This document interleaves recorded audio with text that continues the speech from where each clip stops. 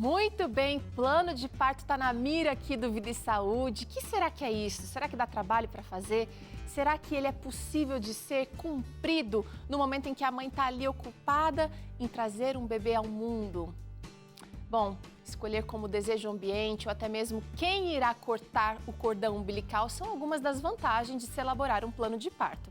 E é extremamente necessário que os pais se familiarizem com os detalhes do parto para que esse possa ser um momento humanizado e que as necessidades da mãe e do bebê possam ser atendidas e, junto com a equipe médica, discutir como tudo isso pode ocorrer da melhor maneira possível. Para nos ajudar a entender mais a importância de criar um plano de parto, hoje nós vamos conversar com a Bruna Genaro, que é doula. Bruna, tudo bem? Bem-vinda ao Vida e Saúde! Oi, Teru, obrigada. É um prazer estar aqui com vocês hoje. Eu estou empolgada para falar desse assunto. Eu sou mãe de 3, não fiz nenhum plano de parto, porque eu conheci isso depois, mas eu acho essa história toda muito legal, muito linda e importante também, né? As mães têm vivenciado a maternidade de uma maneira bem diferente do que há poucos anos atrás. Com certeza. O plano de parto é essencial para toda mulher que um dia quer ter bebê, quem já está gestante. É muito importante a gente ter esse documento e entender um pouquinho sobre ele. Agora, o plano de parto, Bruna, não necessariamente ele precisa ser feito só por quem pretende ter o bebê em casa, por exemplo, ou para quem quer ter única e exclusivamente o parto natural, né? Ele pode ser feito por toda mulher. Com certeza. O plano de parto, ele deve ser individualizado, né? Então, cada mulher, se ela quer ter em casa, se ela quer ter no hospital, tem como a gente ter um plano de parto específico para ela. Me fala uma coisa, como é que a gente consegue elaborar um plano de parto que seja realmente cumprido quando a mãe está ali fazendo, tentando, né, colocar aquela criança para o mundo, trazer aquela criança para o mundo? Porque, às vezes, eu tenho a impressão de que o plano de parto ele é um documento como se fosse uma redação bonita, um plano que às vezes é desrespeitado na hora que essa mãe vai para o hospital ou vai para casa ou começa o trabalho de parto. Por isso que é tão importante, Teru, a gente saber, se for, por exemplo, um parto hospitalar, é importante a gente saber um hospital que respeita esse plano de parto, né? Não há nenhuma lei que obrigue o hospital, o profissional de saúde, a seguir o plano de parto, mas hospitais que estão acostumados com a ideia da humanização do parto costumam respeitar o plano de parto. Então, antes do plano de parto, a gente também precisa entender para onde a gente vai, né? Se vai, em qual hospital que a gente vai ter esse bebê.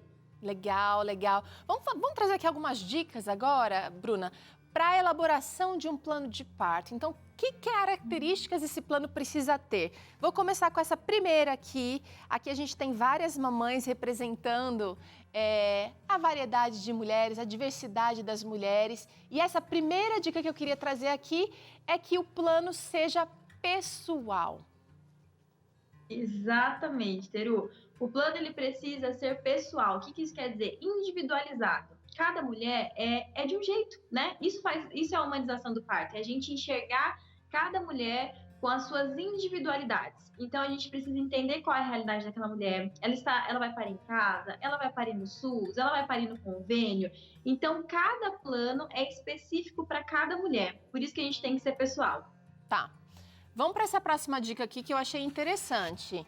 Ela precisa ser objetiva, então ela tem que falar o jeito que ela quer, se ela quer luz, se ela não quer, se ela quer música, se ela não quer.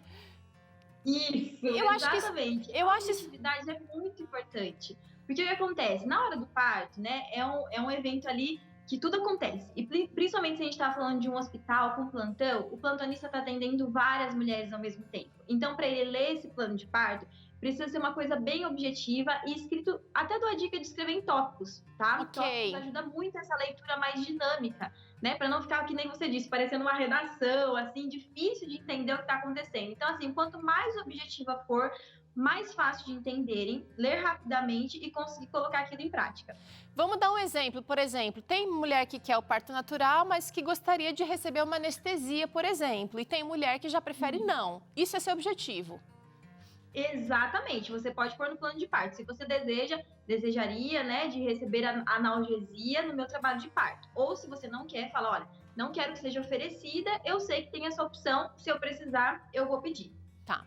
Gente, agora é o seguinte, a gente está trazendo dicas aqui de como elaborar um plano de parto, mas eu estava conversando com a Bruna aqui antes do programa e ela me disse o seguinte, para elaborar um plano de parto, você precisa da ajuda de um profissional, como uma doula ou um obstetra, e às vezes essa elaboração ela demora cerca de quanto tempo, Bruna? Não é assim coisa de 20 minutos? Não é tão simples, né? Aqui a gente está dando algumas dicas, mas para vocês terem uma ideia, a gente demora mais de 2 horas em um encontro para entender o que é um plano de parto Certo. e depois sendo construído aí durante toda a gestação.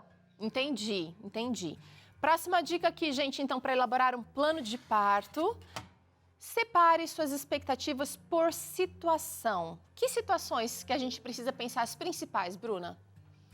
Eu acho que é muito importante a gente separar por momentos ali do parto. Então, durante o trabalho de parto, o que eu preciso nesse momento? E os tópicos desse momento.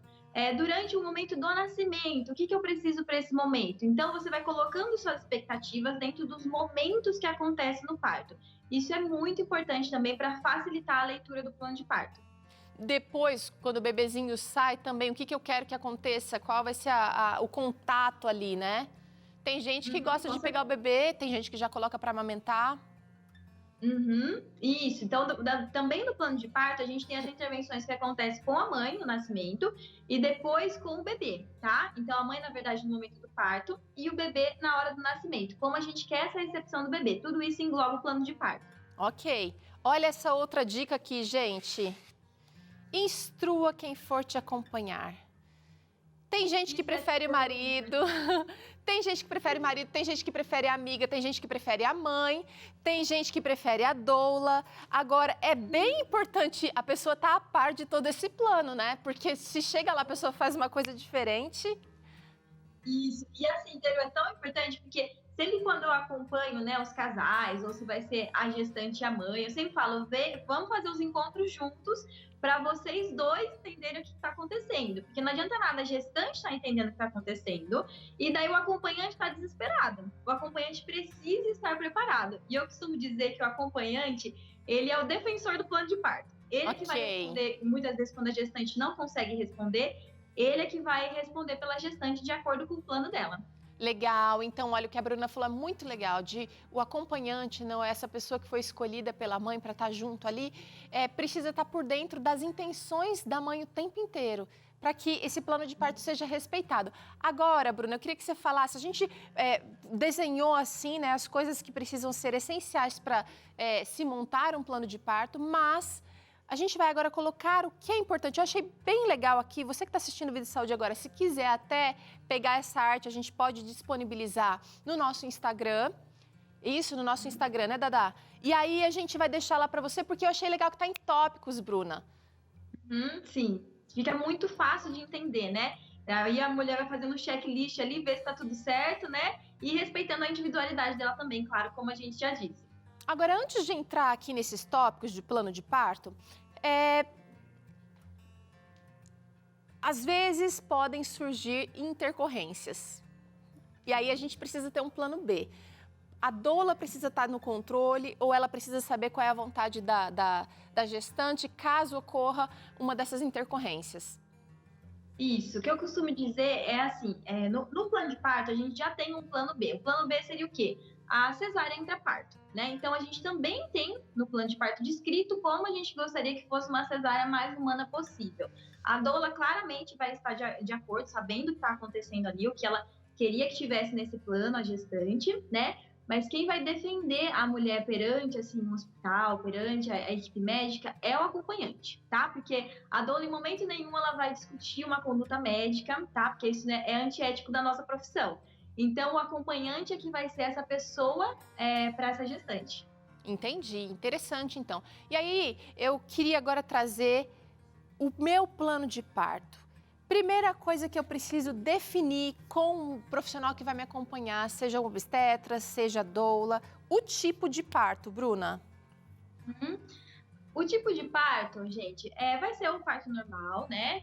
O parto natural, ou a cesárea, né? A gente tem esses dois tipos. Então, assim, a mulher que vai, por exemplo, eu vi durante a gestação que eu preciso de uma cesárea, por exemplo, o bebê tá sentado, tá? Eu posso sim fazer um plano de parto com escrito sobre a minha cesárea, como eu gostaria que ela fosse, de uma maneira mais humana e mais calorosa possível, principalmente para a recepção do bebê, tá? Agora, se eu quero um parto mais natural possível, eu também vou descrever ali os tipos de intervenções que eu vou querer ou não no meu parto. Por isso que é tão importante a gente entender essas intervenções que acontecem também. Olha aqui, uma dessas intervenções seria a posição para o trabalho de parto. Exatamente. Existe um treino durante o pré-natal? Existe um treino para descobrir qual é a melhor posição? Ou é meio arriscado fazer um treino nesse momento, né, Bruna? Então, durante a gestação, eu sempre falo para a gestante, existem várias posições, né? Ela pode ir testando durante a gestação, mas ela vai conseguir saber mesmo no momento do parto. É né? verdade. Ela pode parir de cócoras, de pé, de 4 apoios, sentada, enfim, são várias posições. Ela vai treinando na gestação e no momento do parto ela pode escolher qual é o melhor. Mas assim, a dica que eu dou é não fique na posição deitada com as pernas na perneira. Isso é antifisiológico, tá? A nossa pelve não funciona bem na hora do expulsivo nessa posição. E, infelizmente, no Brasil é a posição mais adotada, que é a posição litotômica, tá? Mas é uma luta nossa da humanização sair dessa posição para que a mulher tenha liberdade para poder parir. Interessante, olha só. E é legal que durante o pré-natal você pode ter do conhecimento disso para que no seu momento, no momento em que você for ter o seu filho, você ter condições de fazer do jeito que você acredita que é bom. O ambiente também é uma questão que pode ser discutida. Nem sempre essa gestante ela vai ter autonomia ou ela vai ter poder. Por exemplo, se ela for ter pelo SUS, ela tem que respeitar também as demais pessoas ali no mesmo ambiente, né, Bruna? Exatamente. Mas assim, o ambiente, gente, é tão importante e às vezes acaba sendo uma coisa que a gente não se dá muito conta, tá? Então, assim, eu sempre costumo dizer que o parto, ele é o fim do ato sexual. Então, no ato sexual, a gente gosta de um clima, uma luz mais amena, uma música, talvez, né? Então, assim, um clima. Agora, se você deixa uma mulher parindo, uma luz no rosto, gente falando com ela, ela não consegue processar direito os hormônios que fazem o trabalho de parto. Por isso é tão importante que a gente cuide do ambiente. A doula é uma das principais que vai cuidar desse ambiente para a mulher. Defensora, então, disso. Olha, gente, nesse item entra luminosidade, se possível, música, interferência sonora. Cada mulher é de um jeito e você vai poder escolher, se possível, esses itens que fazem diferença. Agora, intervenções médicas, caso seja necessário, é preciso discutir também nesse plano de parto. Exatamente. As maiores intervenções são intervenções que a gente chama de indução. Rompimento artificial da bolsa, ocitocina sintética, analgesia também é uma intervenção que daí a mulher pode escolher.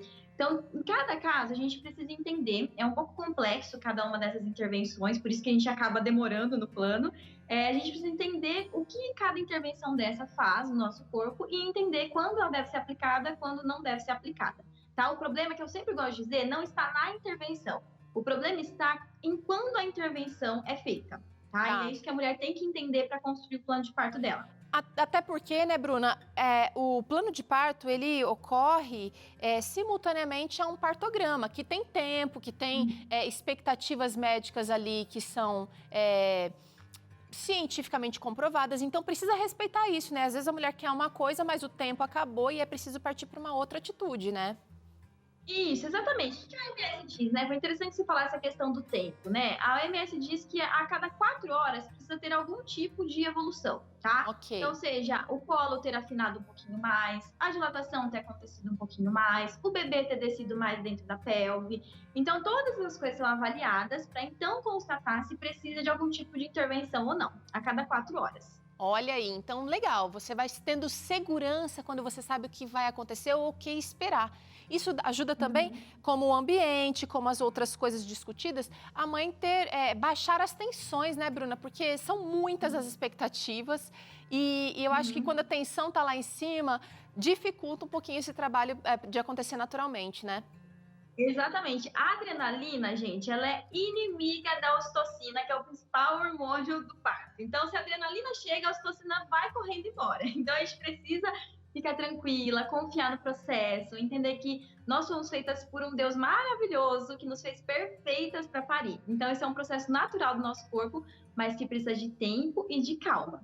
Agora é o seguinte, Bruna, eu não consigo confiar em algo que eu não conheço, confiar plenamente.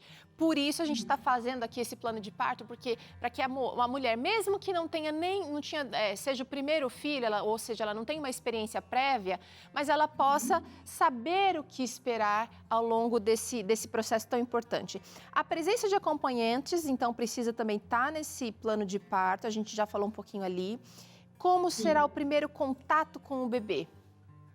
Eu acho tão legal falar sobre isso, Teru, porque assim, a gente tem que se preocupar em como vai ser a experiência dessa mulher na hora do nascimento, porque isso fica registrado para ela o restante da vida, ela sempre vai lembrar do momento do parto dela, mas nós também precisamos nos preocupar com a recepção do bebê. É a primeira vez daquele bebê no mundo, né? Então ele está chegando ali, assim como a gente, ele também sente medo, sente insegurança, né? Na hora do nascimento, é a primeira sensação na vida que a gente tem sobre a morte, porque a gente estava num ambiente perfeito e de repente a gente veio para o mundo. Então a gente precisa se preocupar em como esse bebê vai ser recepcionado, né? O que é melhor? Você tá lá com medo, inseguro, vir pro colo da mãe, ou você já ir fazer intervenção, receber vacina, medir, pesar e ficar com essa insegurança da separação da mãe, né? A gente precisa pensar muito no bebê. Tudo bem que bebês choram, mas eles precisam ser acolhidos também. E é tão pouquinho tempo que às vezes fica ali, ou não, pode ser um pouquinho mais longo, e depois ele vai receber todos esses cuidados necessários, que sempre que possível é bom deixar, né? É bom deixar. Eu me lembro que nas minhas gestações eu tive a oportunidade de fazer isso com a minha terceira filha e foi assim, muito diferente. E é diferente até hoje, viu? O contato que a gente tem. Sim. Cuidados com o bebê, também a mulher pode especificar nesse plano de parto. Por exemplo, quem vai cortar o cordão umbilical. Se vai dar banho ou não, também é uma discussão diferente hoje do que há 20, 30 anos atrás, né, Bruna? Exatamente. E é tão interessante assim quando o pai participa do parto, né?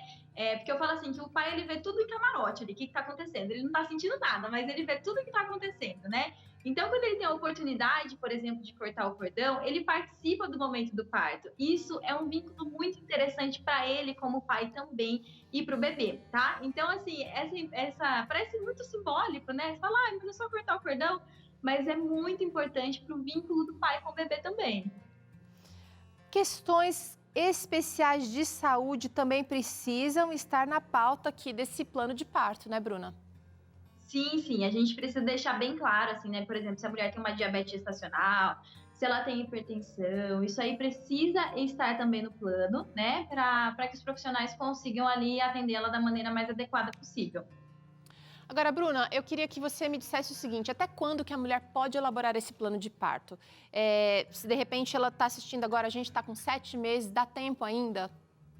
Dá tempo. Eu costumo dizer que o ideal é com 37 semanas estar com ele finalizado e prontinho já e impresso. Por quê? Porque a partir de 37 semanas o bebê pode nascer, tá? Mas assim, se o bebê tá na barriga ainda dá tempo. Então, você tá vendo esse programa, tá perto das 40 semanas ainda dá tempo de fazer seu plano de parto, tá? Agora, uma outra situação, Bruna. A pessoa já fez o plano de parto, mas ela compreendeu alguma coisa diferente e quer fazer ajustes. Ela precisa dar tempo de fazer até a véspera do parto, ela precisa informar quem? Com certeza. O plano de parto, ele é um documento, né, que você vai redigir ou à mão, ou vai fazer no computador mesmo. Então, em todo momento que você quiser mudar alguma coisa antes do bebê nascer, é tempo, né? E se ela tiver doula, informa a doula do que ela mudou, informa o acompanhante do que ela mudou também. Tá.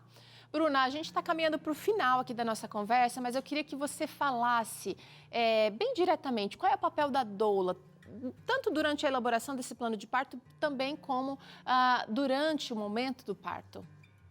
Legal.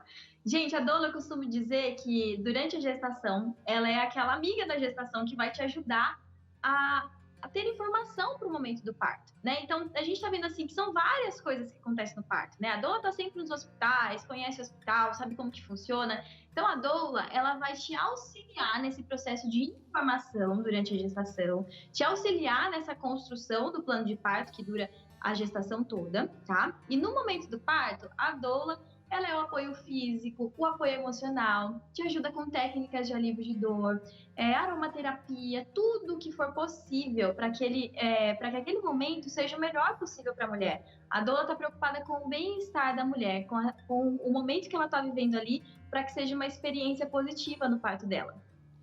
Olha, Bruna, quero te agradecer pela participação aqui no Vida e Saúde hoje, trazendo aqui não só informação, mas também inspiração para os nossos telespectadores. Eu sei que tem gente assistindo a gente aqui que não vai mais gestar, mas que de repente vai ser vó, vai ser vô, e que gostaria que esse momento fosse um momento tão bom na vida dessa pessoa que a gente quer bem, né? Então eu quero te agradecer pela participação aqui no Vida e Saúde e dizer que as portas estão abertas para a gente conversar novamente aqui em outras oportunidades. Ótimo, Teru. Eu que agradeço pela oportunidade, espero ter ajudado aí as gestantes também. E qualquer dúvida também estou à disposição. Tá certo! Se você quiser conhecer mais do trabalho da Bruna, acessa lá no Instagram, @BrunaGenaroDoula, tudo junto, que você vai ver um pouquinho mais do que ela trouxe aqui pra gente no Vida e Saúde hoje. E a gente faz um intervalo agora, na volta tem claramente, o Dr. César vai falar um pouquinho sobre o poliamor. E a receita de hoje está por conta desse delicioso assado de aveia com amora. Que tal aí para o café da manhã especial do final de semana? Que tal para o lanche? Já já eu te ensino essa receita.